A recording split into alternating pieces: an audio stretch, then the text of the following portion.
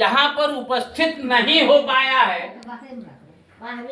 वो पश्चाताप भी करेगा, क्योंकि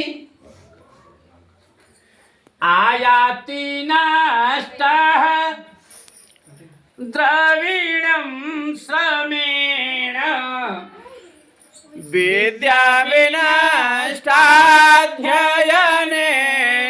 भूयः स्वास्थ्यं विनष्टं वरभोजनेन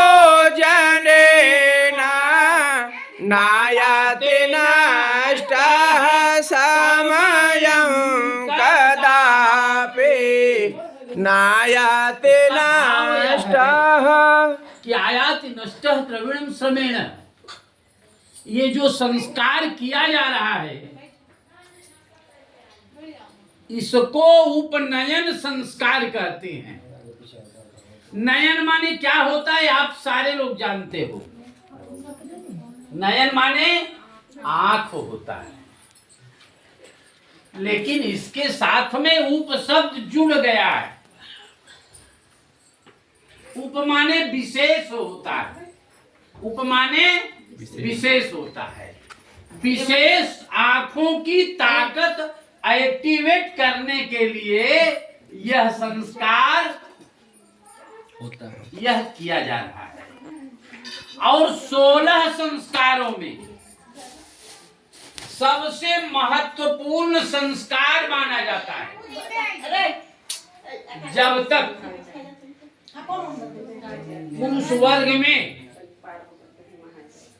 किसी व्यक्ति के ये 16 संस्कार नहीं होते हैं, 16 संस्कारों में उपनयन संस्कार नहीं होता है, वह व्यक्ति अधूरा रहता है। क्योंकि हर व्यक्ति 3 ऋणों से बंधा रहता है। 3 ऋण क्या होते हैं? देव ऋण, ऋषि ऋण और पितृ ऋण।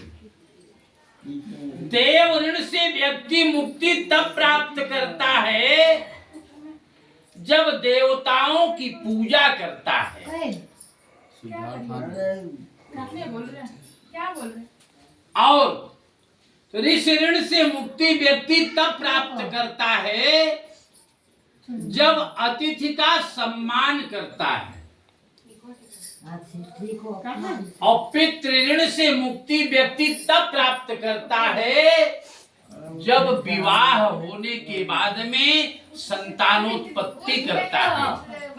और संतानोत्पत्ति करने के बाद के अंतराल में ही यदि पुत्र की उत्पत्ति हो गई तो शास्त्रों में बताया गया है पुम नाम नरकात् त्रायते इति पुत्रः।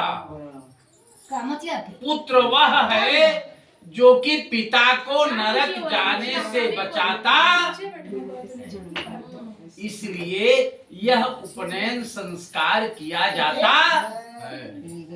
अब रही बात ये, ब्राह्मण के बेटे का उपनयन संस्कार 9 महीने से 11 महीने 9 वर्ष से 11 वर्ष के अंतराल में कर दिया जाना चाहिए। लेकिन यहाँ पर जो उपस्थित हैं जिनका उपनयन संस्कार होने चल रहा है, इनका नाम है रामानंद हिमाचल मिश्र और क्या नाम सिद्धार्थ हिमाचल मिश्र, ये उपस्थित है। दोनों 11 वर्ष के ऊपर की व्यवस्था में है। समझ रहे हैं ना? जैसे कहीं कहीं बात ये आती है इसके लिए मंडप होना आवश्यक है। तो मंडप कहाँ बनता है? मंडप का स्वरूप क्या होता है? केवल 4 बांस चारों तरफ लगा देने से मंडप नहीं होता। जहाँ पर देवता उपस्थित हो जाते हैं वही मंडप की प्रक्रिया आ जाता है। समझ में बात आई? और कल से ही यहाँ पर सारे देवता निवास करते हैं। हम आप तो अपने अपने घर चले जाते हैं भोजन वोजन करने के बाद, लेकिन सारे देवता यहाँ निवास कर रहे हैं। तो यह यज्ञ मंडप से भी अच्छी व्यवस्था बना हुआ है। इसी यज्ञ मंडप में जो भी कार्य हम आप करते हैं उसका 100% बेनिफिट मिलता। कहीं कहीं की मानसिकता है। कल कुछ लोग ये चर्चा कर रहे थे कि मंदिर में होना आवश्यक है। तो मंदिर में केवल यज्ञोपवीत को मंदिर में प्रतिष्ठापित देव एवं देवी को स्पर्श करा करके तुरंत जनेऊ पहना दिया जाता है। लेकिन यहाँ पर ये जनेऊ क्यों किया जाता है? 3 बार के हवन किए जाएंगे। अब 3 बार नहीं, पहले तो वेदारंभ होता है। अब वेदारंभ क्या है? ये दोनों अभी विद्यार्थी हैं। अभी कोई इनकी बहन कलर लेकर के आई थी पैर में लगाने के लिए, तो ब्रह्मचारी के पैर में कलर लगना नहीं चाहिए। इन सब से परहेज होना चाहिए। अभी ये बटुक के रूप में है, इसीलिए पीला कपड़ा पहने हुए हैं। और इसीलिए सिर के सारे बाल मुंडन कराए हैं, केवल शिखा छोड़ करके। समझ में बात आ गई? मुंडन क्यों किया जाता है? कुछ लोग हैं या कुछ लोग सोचते थे कि थोड़ा सा बनवा लिया जाए, दाढ़ी बाल थोड़ा सा बनवा लिया जाए, तो बाल के ही सहारे सारे पाप उपस्थित रहते हैं हमारे आपके शरीर में। और जब बाल को निष्कासित कर दिया जाता है, हम आप निष्पाप हो जाते हैं। तभी ये उपनयन संस्कार का फल मिलता है हमको आपको। अब उपनयन संस्कार के अंतराल में ही शुक्ल यजुर्वेद में उपस्थित गायत्री मंत्र का भी उपदेश दिया जाता है। ब्राह्मण के जीवन में जब तक यज्ञोपवीत संस्कार नहीं होते हैं, तब तक बहुत इधर उधर की बातें करता है, उड़ी पड़ी बातें करता है, जिद्दबाजी भी करता है, तमाम सारी व्यवस्था करता है। लेकिन उपनयन संस्कार होने के बाद में व्यक्ति को अपनी जिम्मेदारी का निर्वहन समझ में आ जाता है कि मेरी जिम्मेदारी क्या है और मुझे क्या करना चाहिए।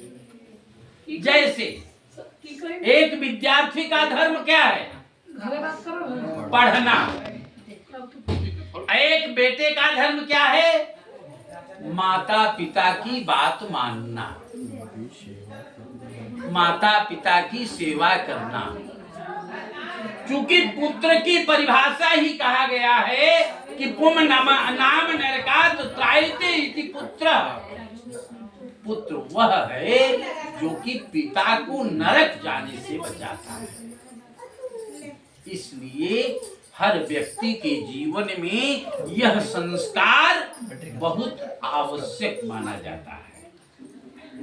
और इस संस्कार में मैं जो अभी चर्चा किया हूं कि आयाति नष्टः द्रविणं श्रमेण, इस संस्कार को करने के लिए बहुत सारा धन भी चाहिए।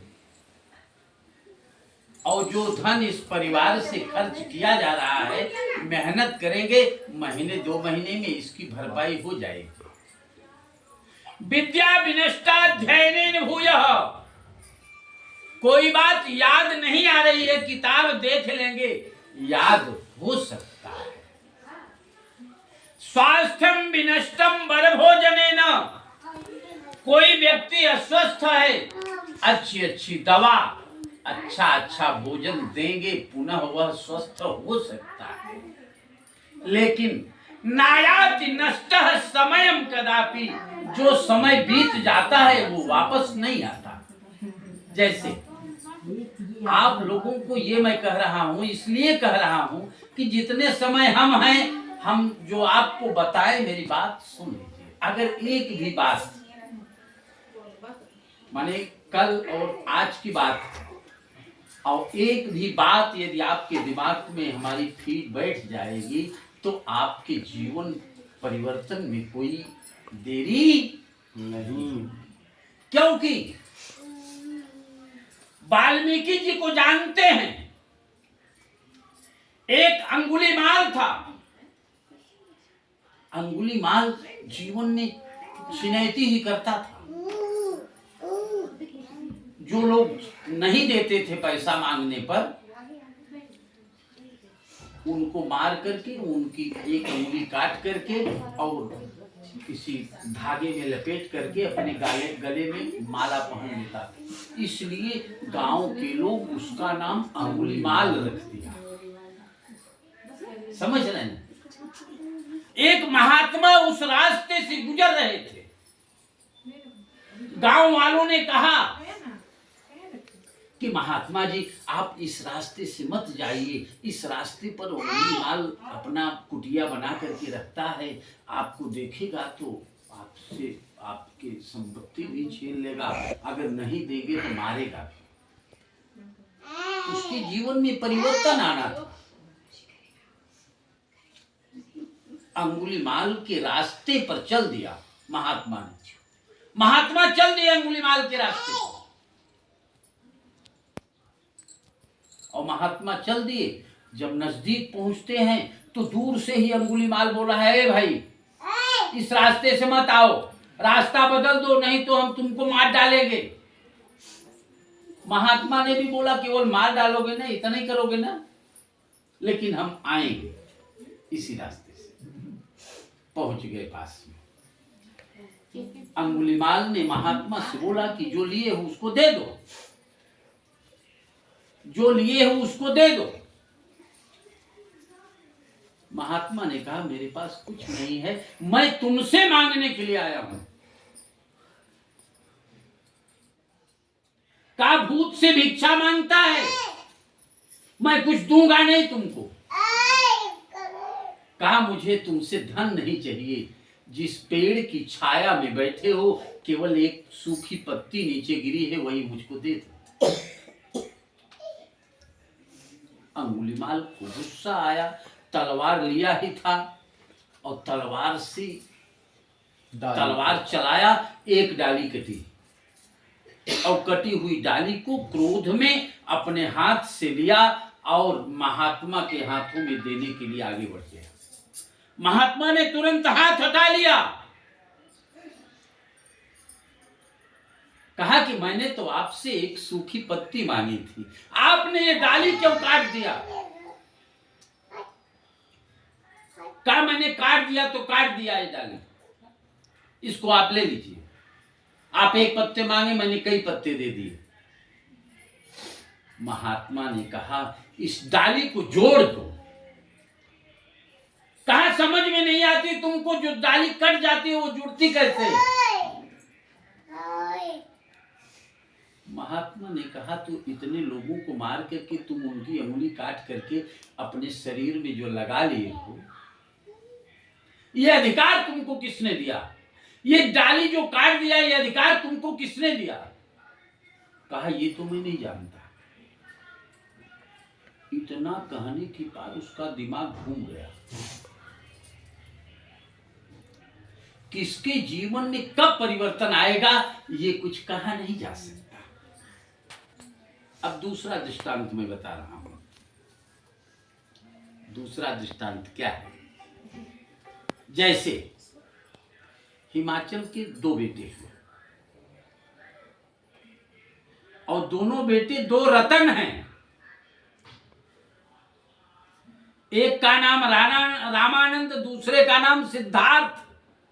सिद्धार्थ ही नाम है ना बेटा, दूसरे का नाम सिद्धार्थ। लेकिन एक अंगुली में, एक हाथ में जैसे 5 अंगुलियां हैं, पांचों के अलग अलग प्रकार भी हैं अलग अलग स्वभाव भी है, उसी प्रकार से दोनों में ये स्वभाव भी बनता है। दोनों के विचार भी अलग हो सकते हैं, लेकिन माता पिता के लिए दोनों के विचार एक होते हैं, क्योंकि ये दोनों राम और लक्ष्मण की कैटेगरी में है। लक्ष्मण तो रामावतार से ही बड़े क्रोधी स्वभाव के और हठी स्वभाव के थे, लेकिन बहुत सरल थे, अंतिम में हृदय के बहुत पक्के थे। उसी तरह से सिद्धार्थ भी बहुत मजबूत है। ये जनेऊ होने के बाद में, ये यज्ञोपवीत संस्कार होने के बाद में मेरा विश्वास है कि इन दोनों के जीवन में आमूलचूल परिवर्तन आएगा, इसका कोई संदेह नहीं। इसलिए पहले आप लोग भगवान की शरण में चलने के लिए 2 बार कीर्तन कर लीजिए, और कीर्तन करके ओम नमः शिवाय, ओम नमः शिवाय, हर हर बोले नमः शिवाय, ओम नमः शिवाय, ओम नमः शिवाय, हर हर बोले नमः शिवाय, ओम नमः शिवाय, ओम नमः शिवाय, हर हर बोले नमः शिवाय, ओम नमः शिवाय, ओम नमः शिवाय, हर हर बोले नमः शिवाय, ओम नमः शिवाय, ओम नमः शिवाय, हर हर बोले नमः शिवाय, ओम नमः शिवाय, ओम नमः शिवाय, हर हर बोले नमः शिवाय, ओम नमः शिवाय, ओम नमः शिवाय, हर हर बोले नमः शिवाय। प्रेम से बोलिए यज्ञ नारायण भगवान की जय। आपसे मैंने ओम नमः शिवाय क्यों कहवाया जानते हैं? नहीं, इसका फल क्या होगा ये भी नहीं जानते। जैसे अग्नि का धर्म क्या है, हम आप ये देखते हैं कि आग जल रहा है, अगर छुएंगे तो जल जाएंगे, लेकिन एक छोटा सा बच्चा नहीं जानता ना, क्या वो छुएगा आग को तो वो जलाना बंद कर देगा, ठंडा हो जाएगा? नहीं। उसी प्रकार से ये जो आपने ओम नमः शिवाय मंत्र बोला, इसका बहुत बड़ा महत्व हमको आपको मिलेगा, क्योंकि शिवेति मंगलम नाम यस्य वाचि प्रवर्तते भस्मी भवन्तु सद्यस्तु महापातक कोटयः। शिव का परम मंगल नाम जिसकी वाणी से निकलता है और ताली बजाते हुए अगर निकलता है तो हाथ में दुर्भाग्य की रेखाएं सौभाग्य में बदल जाती हैं, और वाणी भी हमारी आपकी पवित्र हो जाती है। इसलिए ताली बजा करके कीर्तन करना चाहिए। ओम नमः शिवाय, ओम नमः शिवाय,